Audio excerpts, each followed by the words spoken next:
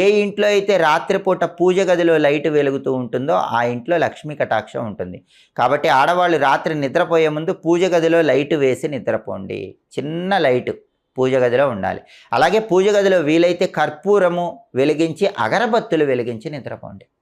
పూజ గదిలో అగరబత్తులు వెలిగించి నిద్రపోవటం ద్వారా కూడా ఆడవాళ్ళకి లక్ష్మీ కటాక్షం కలుగుతుంది. నిద్రపోయే ముందు ఆడవాళ్ళు రోజు ఓం శ్రీం నమః, ఓం శ్రీం నమః, ఓం శ్రీం నమః ఈ మంత్రాన్ని 3 సార్లు చదువుకొని నిద్రపోండి.